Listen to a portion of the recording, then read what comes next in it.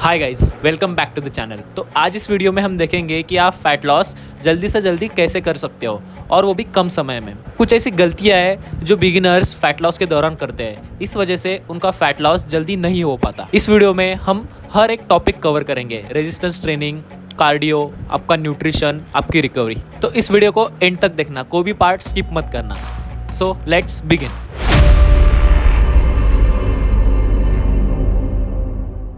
अगर आपको जल्द से जल्द फैट लॉस करना है तो उसके लिए आपको ज़्यादा कार्डियो करने की ज़रूरत नहीं है। आप रेजिस्टेंस ट्रेनिंग करके जल्द से जल्द फैट लॉस कर सकते हो।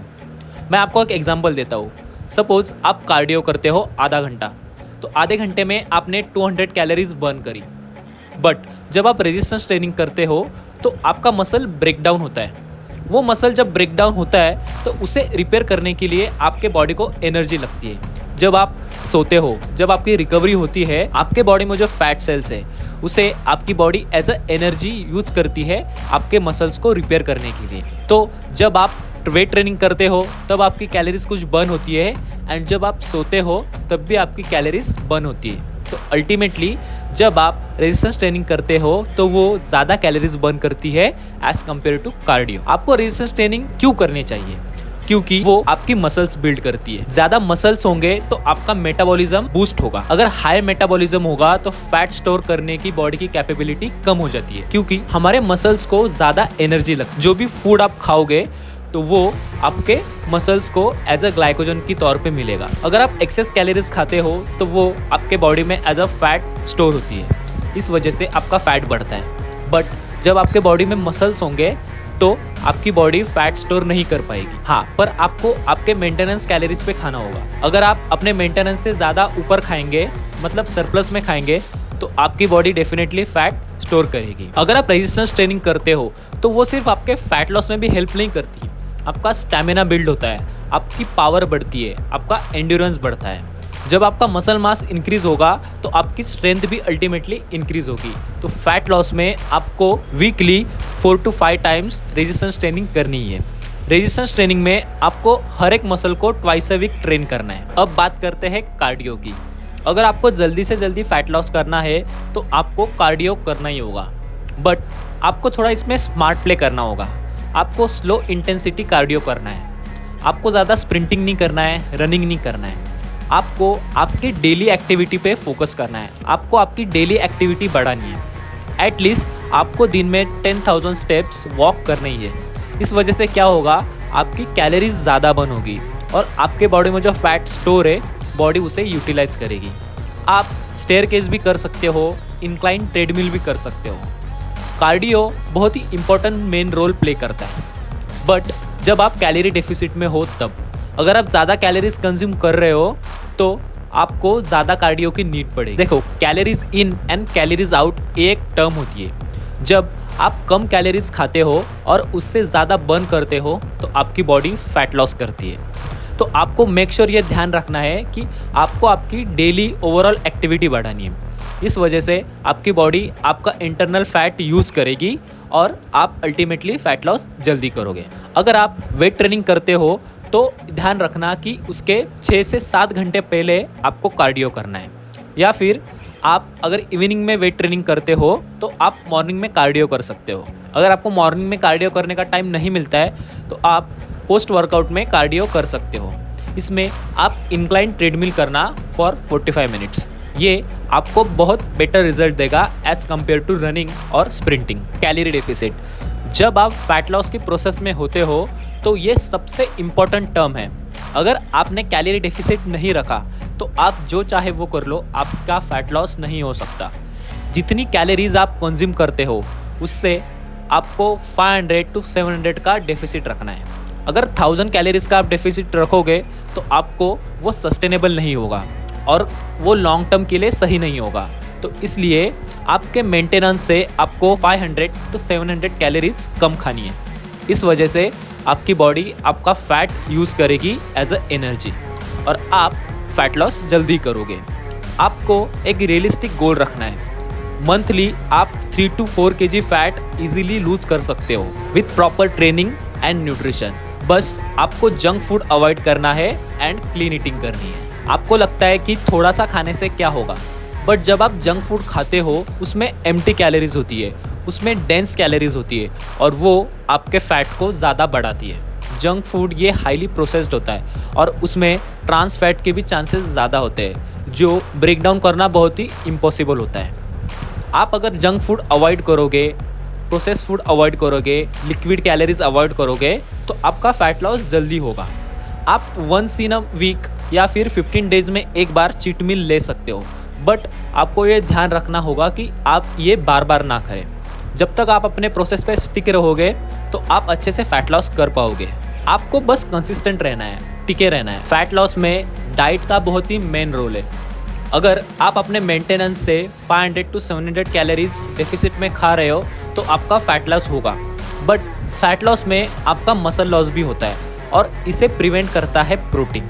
अगर आप हाई प्रोटीन डाइट लेते हो तो वो आपके मसल लॉस को प्रिवेंट करता है। तो मेक श्योर आपके डाइट में आपको प्रोटीन, कार्बोहाइड्रेट्स एंड फैट्स इनका रेशो बैलेंस रखना है। आपको हाई प्रोटीन डाइट कंज्यूम करनी है। इसमें आपको primary source of protein rich foods रखने हैं, for example eggs, chicken, fish. अगर आप वेजिटेरियन हो तो आप सोया, टोफू, पनीर ये फूड कंज्यूम कर सकते हो। आपको प्रोटीन की अमाउंट ज़्यादा रखनी है। प्रोटीन एक थर्मिक इफेक्ट देता है, इस वजह से आपकी बॉडी को उसे डाइजेस्ट करने में ज़्यादा एनर्जी लगती है। प्रोटीन में अमीनो एसिड्स होते हैं, उन अमीनो एसिड्स को बॉडी को ब्रेक डाउन करने में ज़्यादा एनर्जी लगती है और वो एनर्जी बॉडी फैट से कंज्यूम करती है। तो इस वजह से आपका फैट लॉस भी जल्दी होता है। इसके साथ साथ आपको मॉडरेट डाइटरी फैट्स भी रखने चाहिए, क्योंकि डाइटरी फैट्स बहुत इंपॉर्टेंट होते हैं आपके फैट लॉस जर्नी में। कोलेस्ट्रॉल ये बहुत ही इंपॉर्टेंट रोल प्ले करता है आपके टेस्टोस्टेरोन को बढ़ाने के लिए। जब आपका टेस्टोस्टेरोन ज़्यादा रहेगा तो आपकी बॉडी मसल बिल्ड भी अच्छे से कर पाएगी। तो इस वजह से आपको फैट्स को निगलेक्ट नहीं करना चाहिए। फैट मीन्स जो हेल्दी फैट्स होते हैं आपके डाइट में वो उन्हें डाइटरी फैट्स कहते हैं, लाइक नट्स, सीड्स, ऑयल्स।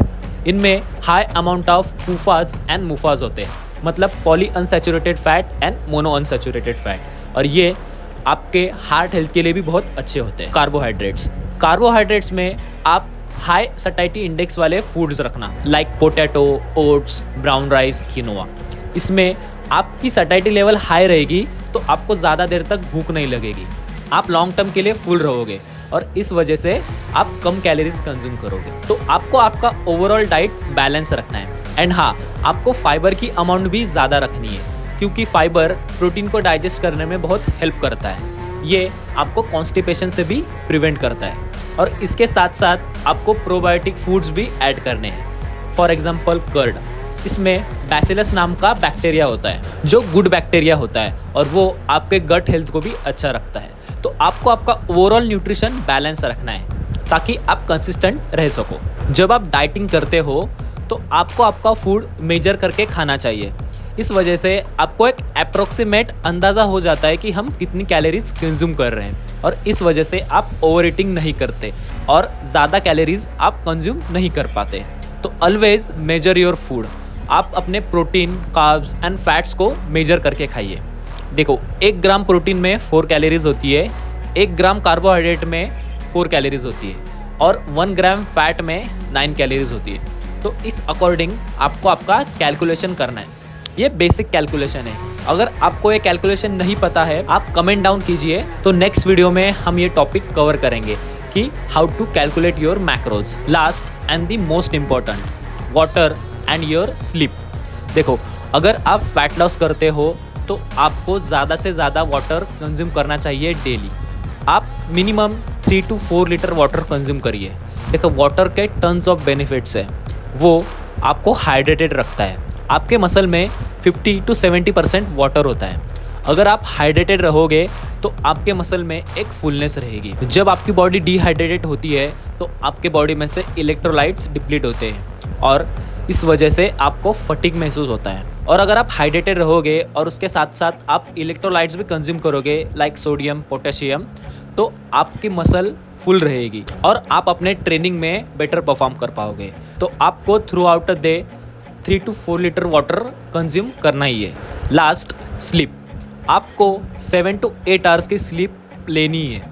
देखो, जब आप रेजिस्टेंस ट्रेनिंग करते हो तो आपका मसल ब्रेक डाउन होता है, बट जब आप न्यूट्रिशन कंज्यूम करते हो और रेस्ट लेते हो तो आपकी बॉडी फैट बर्न करती है।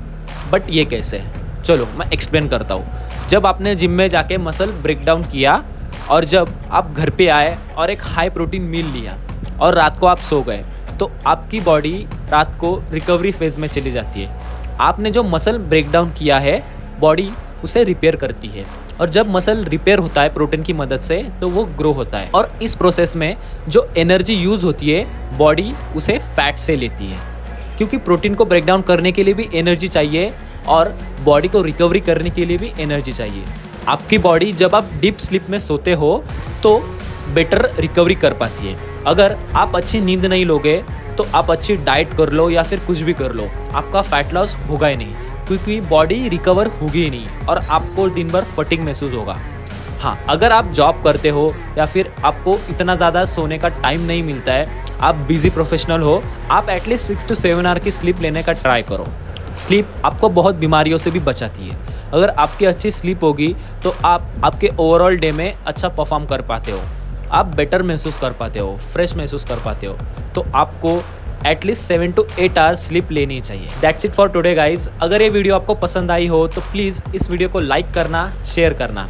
अगर आपको कुछ टॉपिक समझ में नहीं आया या फिर आपका कोई क्वेश्चन होगा तो आप नीचे कमेंट डाउन कर सकते हो। Stay fit, stay healthy.